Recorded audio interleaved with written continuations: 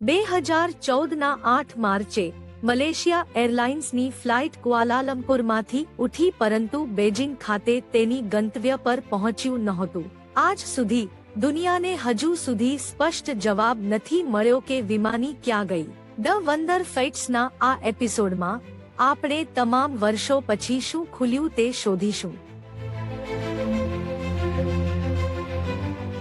લગભગ 11 વર્ષો પહેલા 2014ના 8 માર્ચે મલેશિયા એરલાઇન્સ ફ્લાઇટ મલેશિયાની રાજધાની કુઆલાલંપુરથી ચીનની રાજધાની બેઇજિંગ માટે ઉડવાનું શેડ્યુલ કરવામાં આવ્યું હતું.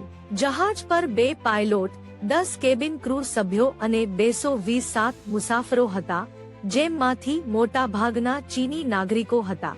બંને પાયલોટો ખૂબ અનુભવી હતા, ખાસ કરીને 33 વર્ષનો ફ્લાઇટ અનુભવ ધરાવતા 53 વર્ષના કેપ્ટન જહારી અહમદ શાહ, ફરીક અબ્દુલ હમીદ 27 વર્ષનો સહપાયલોટ ને 7 વર્ષના ફ્લાઇટ અનુભવવાળો જુનિયર પાયલોટ માનવામાં આવ્યો હતો. જહાજના પોતાને લઈને તે 11 વર્ષ જૂનો બોઇંગ 777 હતો. કોઈ મિકેનિકલ સમસ્યા નોંધાઈ નથી અને તેને કોઈ વીજળી ખામીનો અનુભવ થયો નથી. મુદ્દો એ છે કે આ માત્ર મલેશિયા અને ચીન વચ્ચેની સામાન્ય ફ્લાઇટ હતી. દરરોજ મલેશિયાથી ચાઇના કે અન્ય દિશામાં થતી નિયમિત 5 કલાક 34 મિનિટની યાત્રા. પરંતુ આ ફ્લાઇટ ઉઠેલી દિવસ સામાન્યથી ખૂબ જ અલગ હતો. આ માત્ર અસામાન્ય નહોતું, તે કંઈક અલગ હતું. ફ્લાઇટ MH370 માત્ર 5 કલાક 34 મિનિટ માટે હવામાં રહેવું હતું, પરંતુ ટેકઓફ પહેલા તેના માટે જરૂરી કરતા ઘણું વધુ ઈંધણ ભરવામાં આવ્યું હતું. 7 કલાક 41 મિનિટ હવામાં રહેવા માટે પૂરતું. આ વધારાના 2 કલાક 15 મિનિટની ઉડાન સમય છે. આ સંદિગ્ધ નહોતું, આ સામાન્ય એરલાઇન પ્રથાનું ભાગ હતું. ખરાબ હવામાન અથવા તાત્કાલિક પરિસ્થિતિમાં જો જરૂરી હોય તો વિમાન પાસે બીજા સ્થળ પર વળવા પૂરતા ઈંધણ હશે. ફ્લાઇટ MH370 માર્ચ 2014ના સવારે 12 વાગ્યે 42 મિનિટે ક્વાલાલંપુર છોડી. કેપ્ટન જહારીએ ઉડાન પૂર્વ અને બાદ ક્વાલાલંપુર એર ટ્રાફિક કંટ્રોલ સાથે સીધો સંચાર કર્યો. રનવે છોડી થોડા જ સમયમાં વિમાન દક્ષિણ ચીન સમુદ્ર તરફનું માર્ગ ફેરવ્યું. સવારે 1:09 વાગ્યે ઉડાન શરૂ થયા પછી સંપૂર્ણ 20 મિનિટ પર બોર્ડ પરનો ટ્રાન્સપોન્ડર વિમાનની સ્થિતિ ક્વાલાલંપુરના રાડાર સિસ્ટમ પર મોકલ્યો. આ ટ્રાન્સપોન્ડરનું બિલ્ટ-ઇન ફંક્શન છે. તે નિયમિત અંતરે વિમાનની સ્થિતિને નજીકના રાડાર પર આપમેળે અપડેટ કરે છે. આ બિંદુ સુધી બધું સરળતાથી ચાલી રહ્યું હતું. સવારે 1:19 વાગ્યે માત્ર 10 મિનિટ પછી MH370 મલેશિયા હવાઈ ક્ષેત્રમાંથી વિયેતનામ હવાઈ ક્ષેત્રમાં પસાર થવા લાગી. અગાઉ ક્વાલાલંપુર એર ટ્રાફિક કંટ્રોલે કેપ્ટન જહારીએ સાથે છેલ્લીવાર વાત કરી. આ બિંદુથી MH370 થી વિયેતનામના હો ચી મિન શહેરના કંટ્રોલ ટાવર સાથે સંપર્ક કરવાના અપેક્ષા રાખવામાં આવી હતી. કેપ્ટન જહારીએ હેન્ડઓફ સ્વીકાર્યો અને જવાબ આપ્યો, શુભ રાત્રિ MH370. કેપ્ટન જહારી અને કંટ્રોલ ટાવર બંનેને સમજાયું નહીં કે તેનો શુભ રાત્રિ MH370 ફ્લાઇટમાંથી સાંભળવામાં આવેલ છેલ્લું શબ્દ હશે. ત્યારે સુધી વિમાન 37 મિનિટથી ઉડી રહ્યું હતું. સામાન્ય રીતે ફ્લાઇટ એક મુખ્ય વિમાનમથક જોથી બીજામાં તેની ગંતવ્ય સુધી હવા ટ્રાફિક કંટ્રોલ સાથે સંપર્કમાં રહે છે, અને આ વખતે પણ એ અપેક્ષિત હતું. પણ હવે સુધી સામાન્ય લાગતું તે કંઈક અજીબ વળાંક લેશે. સવારના 1:21 વાગ્યાની છેલ્લી મેસેજથી માત્ર 3 મિનિટ બાદ MH370 રડારમાંથી અદૃશ્ય થઈ ગયો. તે કુઆલાલંપુર અને હો ચી મિન શહેરના ટ્રેકિંગ સિસ્ટમમાંથી ગાયબ થઈ ગયું. કુઆલાલંપુર ટાવરે કંઈ અસામાન્ય જોયું નહોતું. તેઓ માનતા હતા કે MH370 ફક્ત વિયેતનામના વાયુમંડળમાં પ્રવેશ કર્યો હતો. તો જ્યારે વિમાન તેમના રાડાર પરથી દૂર થયું ત્યારે તે સામાન્ય લાગ્યું. પરંતુ જ્યારે હો ચી મિન ટાવરે પણ MH370 રડાર પર નથી જોઈ શક્યું ત્યારે તેમને લાગ્યું કે કંઈક ખોટું છે.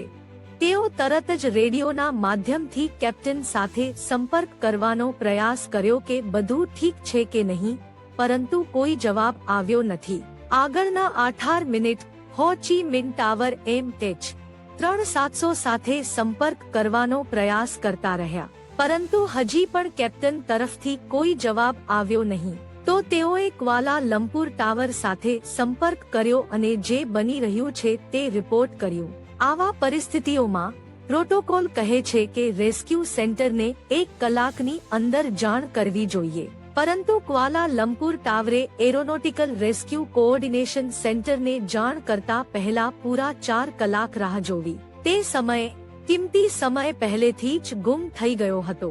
સવારના 6:15 હતા. MH370 તે સમયે બેઇજિંગમાં લેન્ડ થવું જોઈએ હતું. હજુ પણ આશા હતી કે વિમાન સમય પર બેઇજિંગ પહોંચશે, પણ ત્યાંથી પણ કોઈ સારી ખબર આવી નહોતી. સવારે 6:32 વાગ્યે વિમાન કયા ખોઈ ગયું તે જ જગ્યાએ શોધ કામગીરી શરૂ કરવામાં આવી. 7 દેશોએ થાઇલેન્ડની ખાડી અને દક્ષિણ ચીન સમુદ્ર નજીક શોધ માટે 34 નૌકાઓ અને 28 વિમાનો મોકલ્યા, પણ દુર્ભાગ્યે વિમાનનો એક પણ અંગોજ મળ્યો નહોતો.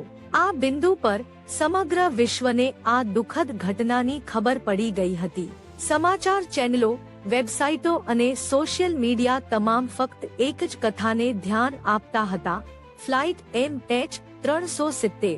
1થી વધુ દેશોના તપાસ ટીમો પણ શોધ કામગીરીમાં જોડાયા. કોઈ પણ સંપૂર્ણ રીતે સ્વીકારી શકતો નહોતો કે વિમાન તમામ રાડાર પરથી ગુમ થઈ ગયું છે, અને જો તે સમુદ્રમાં પડ્યું હોત તો પણ ચોક્કસપણે તેવું મોટું વિમાન સપાટી પર કેટલાક ટુકડાઓ છોડી ગયું હોત. શોધ પ્રયત્નો આગળના 4 દિવસ સુધી સતત ચાલુ રહ્યા, પણ દુર્ભાગ્યવશ કોઈ પણ તરફથી સકારાત્મક માહિતી આવી નહોતી. પછી ચોથા દિવસે એક સમાચાર આવ્યા જે આખી શોધ ટીમને આશ્ચર્યમાં મૂક્યા. જ્યારે 2014ના 8 માર્ચે સવારે 1:21 વાગ્યે MH370 ફ્લાઇટ રડારથી અદૃશ્ય થઈ, તે ફક્ત નાગરિક ટ્રેકિંગમાંથી ગાયબ થયું હતું. મલેશિયાનું સૈનિક રડાર વાસ્તવમાં વિમાનને વધુ 1 કલાક માટે ટ્રેક કરી રહ્યું હતું, અને તેને જે રેકોર્ડ કર્યું તે અપેક્ષિત ન હતું. નાગરિક રડારથી બહાર જતા જ વિમાન થોડા મિનિટો સુધી ઉડી રહ્યું, પછી મલેશિયા તરફ પાછું પલટ કર્યું. લગભગ 31 મિનિટ પછી તે પેંગ શહેરની ઉપરથી ઉડ્યો. પછી તેણે દિશા બદલી અને માલાક્કા સંકરમાં ગયા. MH370 આખરી વખત સૈનિક રાડાર પર જોવામાં આવ્યો હતો તે રાત્રિના 2:22 વાગ્યે ભારતીય મહાસાગર ઉપર હતો. તે પછી વિમાન સંપૂર્ણ રીતે નાગરિક અને સૈનિક રાડાર બંને પરથી ગાયબ થઈ ગયું. સમગ્ર રેસ્ક્યુ ટીમ અને આ ફ્લાઇટ સાથે જોડાયેલા દરેક વ્યક્તિનું ધ્યાન એક જ લક્ષ્ય પર હતું: શું થયું અને વિમાન કયા ગયો તે રહસ્ય ઉકેલવું. પરંતુ સૌથી મોટું પ્રશ્ન હજી બાકી રહ્યું: વિમાન અચાનક યુટર્ન કેમ કર્યું અને બેઇજિંગની સંપૂર્ણ વિરુદ્ધ દિશામાં કેમ ગયું. પ્રારંભમાં થાઇલેન્ડ ખાડી અને દક્ષિણ ચાઇના સાગરને સ્કેન કરતી શોધ ટીમો હવે પોતાના ધ્યાનને ભારતીય મહાસાગરના આ ભાગ પર કેન્દ્રિત કરી ચૂકી હતી. પરંતુ આશ્ચર્યજનક રીતે ત્યાં વિમાનનો એક પણ નિશાન મળ્યો નથી. કેટલાક દિવસો પછી બીજી ખબર આવી અને સ્થિતિ સંપૂર્ણ રીતે બદલાઈ ગઈ.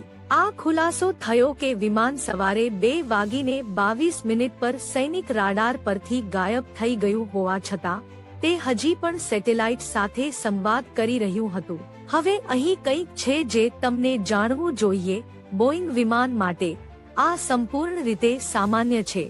જો વિમાનનું મુખ્ય સંચાર પ્રણાલી નિષ્ફળ થાય તો તે આપમેળે સેટેલાઇટ સાથે જોડાવાનો પ્રયાસ કરે છે. આ ઘટનામાં વિમાન આપમેળે ઇન્મારસેટ નામની ઉપગ્રહ સાથે પિંગ કર્યું, જે 35,000 કિલોમીટર દૂર છે, અને તે દરેક કલાકે એકવાર એવું કર્યું. ઉપગ્રહ દ્વારા સંગ્રહિત ડેટાનો ઉપયોગ કરીને નિષ્ણાતોએ જટિલ ગણતરીઓ કરી અને અંતે MH370 ની છેલ્લી ચળવળો શોધી કાઢી. આ ખુલ્યું કે સૈનિક રાડારથી ગુમ થયા પછી મલેશિયાઈ વિમાન ફરીથી માર્ગ બદલી દીધો અને આગલા 5 કલાક સુધી તે ભારત મહાસાગર ઉપર એક જ દિશામાં ઉડતું રહ્યું. સવારે 8:19 વાગ્યે વિમાને ઉપગ્રહ સાથે છેલ્લીવાર જોડાવા પ્રયાસ કર્યો. આ MH370 પાસેથી મળેલો છેલ્લો સંકેત હતો.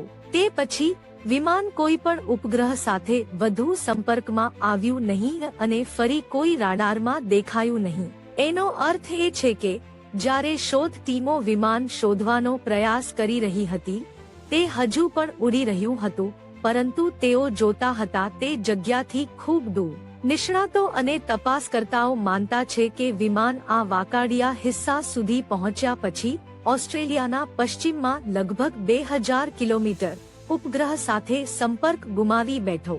એનો અર્થ એ છે કે વિમાનને કુઆલાલંપુરમાંથી ઉડ્યા પછી તે સ્થળ પર પહોંચવામાં 8 કલાક લાગ્યા અને MH370 પાસે માત્ર એટલો ઈંધણ હતું કે તે એટલો લાંબો સમય ઉડી શકે.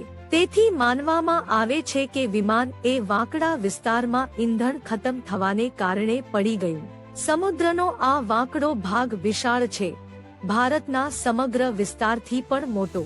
ત્યાંથી ઊંડા સમુદ્ર શોધ કામગીરી શરૂ થઈ. MH370 શોધવી જરૂરી હતી કારણ કે વિમાન કે બ્લેક બોક્સ પુનઃપ્રાપ્ત કર્યા વગર આપણે ક્રેશ પહેલા જહાજ પર શું થયું તે ક્યારેય જાણી શકતા ન હતા. અને આ શોધ માત્ર થોડા સમય માટેની પ્રયત્ન ન હતી, તે વર્ષો સુધી ચાલુ રહી. ફરિયાદ છતાં વિમાનના કોઈ પુરાવા ક્યારેય મળ્યા ન હતા. 3 વર્ષ પછી $1.6 કરોડ થી વધુ ખર્ચ કર્યા પછી ઊંડા સમુદ્રની શોધ ઔપચારિક રીતે બંધ કરી દેવામાં આવી. કાર્યક્રમ દરમિયાન કોઈ ભંગાર મળી શક્યું નહોતું, પરંતુ 2015માં MH370 ગાયબ થયા પછી 1 વર્ષમાં એક મહત્વપૂર્ણ પ્રગતિ આવી. વિમાનના જમણા પાંખનો ફ્લેપેરોન રેયુનિયન દ્વીપની કિનારે ધોવાઈ આવ્યો. આ ખાસ ભાગ લેન્ડિંગ દરમિયાન ઉપયોગ થાય છે. જ્યારે તપાસકર્તાઓએ તેને વિશ્લેષણ કર્યું ત્યારે ભયંકર સત્ય સામે આવ્યું.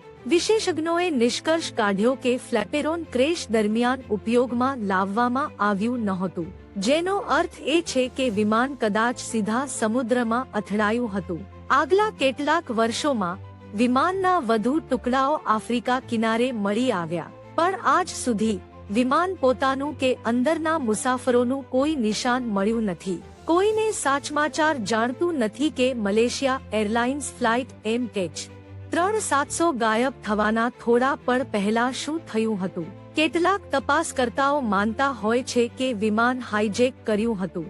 બીજાઓ માનતા છે કે તકનીકી ખામીને કારણે વિમાન બહારની દુનિયા સાથે સંપર્ક ગુમાવી બેઠું અને ઓક્સિજનની અછતને કારણે વિમાનની અંદરના ઘણા લોકો અચેતન થઈ ગયા હશે.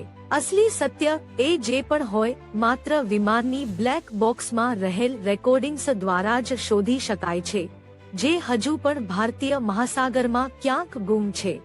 MH370 ગુમ થયા 8 વર્ષ પછી 20 ફેબ્રુઆરી 1922માં આશાના નવા તરંગ ઉદ્ભવ્યા. બ્રિટિશ એરોસ્પેસ એન્જિનિયર રિચાર્ડ ગોડફ્રી, હવે નિવૃત્ત, નવી સિદ્ધાંતો સાથે આગળ આવ્યા. તેણે દાવો કર્યો કે નબળા સિગ્નલ ટ્રાન્સમિશનનું વિશ્લેષણ કરીને તેણે વિમાનની સાચી જગ્યાની ઓળખ કરી. અને આશ્ચર્યજનક રીતે રિચાર્ડના સંયોજનો પણ ભારતીય મહાસાગરના સમાન વાંકડા ક્ષેત્રમાં આવે છે.